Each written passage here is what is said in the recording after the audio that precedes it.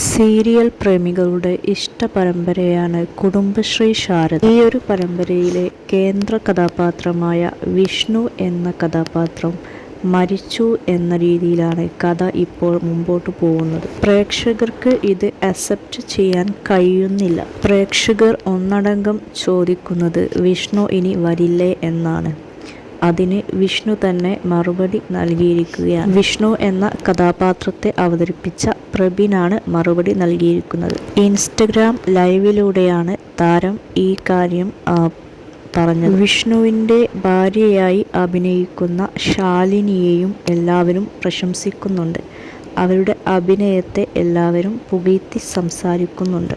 പ്രേക്ഷകർ പറയുന്നത് നമ്മുടെ വീട്ടിൽ ആർക്കോ സംഭവിച്ചതുപോലെയാണ് ഫീൽ ചെയ്യുന്നതെന്നാണ്. ചേച്ചി കരയുന്നത് കണ്ട് കരഞ്ഞുപോയി. ചേച്ചി കരയുന്നത് കണ്ടപ്പോൾ സങ്കടം ആയി എന്നിങ്ങനെ പോകുന്നു പ്രേക്ഷകരുടെ പ്രതികരണങ്ങൾ. പ്രബിൻ പറയുന്നു, ഒരു കലാകാരൻ എന്ന നിലയിൽ ഞാൻ ഭാഗ്യം ചെയ്ത ആളാണ്. എല്ലാവരും എനിക്ക് തരുന്ന കരുതലും സ്നേഹവും ഞാൻ കാണുന്നുണ്ട്. വിഷ്ണുവിനെ വളർത്തിയത് പ്രേക്ഷകരാണ്. പ്രേക്ഷകരോട് ഞാൻ നന്ദി പറയുന്നു. ഇനിയും പല കഥാപാത്രങ്ങളായി ഞാൻ നിങ്ങളുടെ മുമ്പിലേക്ക് വരും. സ്നേഹിച്ചവർക്കും കുറ്റപ്പെടുത്തിയവർക്കും കൂടെ നിന്നവർക്കും എല്ലാം നന്ദി എന്ന് താരം പറയുന്നു. പ്രേക്ഷകരുടെ ഇഷ്ട പരമ്പരയാണ് കുടുംബശ്രീ ശാരദ.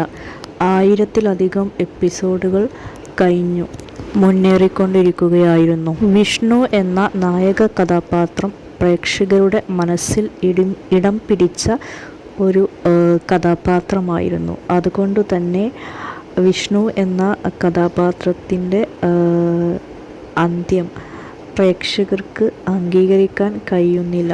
ഈ ഒരു പരമ്പര അവസാനിക്കാൻ പോകുന്നു എന്ന കാര്യവും പ്രേക്ഷകർക്ക് അംഗീകരിക്കാൻ കഴിയുന്നില്ല. വർഷങ്ങളായി തുടർന്നുകൊണ്ടിരിക്കുന്ന ഈ പരമ്പരയ്ക്ക് ഒരു പറ്റം പ്രേക്ഷകർ തന്നെ പിന്തുണയ്ക്കുന്നുണ്ടായി. അവർക്ക് സ്വന്തം വീട്ടിലെ ഒരാളെ നഷ്ടപ്പെട്ടതുപോലെയുള്ള ഫീലിങ്സ് ആണ് വന്നതെന്ന് അവർ തന്നെ കമൻറ്റിലൂടെ വ്യക്തമാക്കുന്നുണ്ട്. പ്രേക്ഷകർ ഈ കഥാപാത്രവുമായിട്ട് വളരെ അടുത്തു പോയിരുന്നു.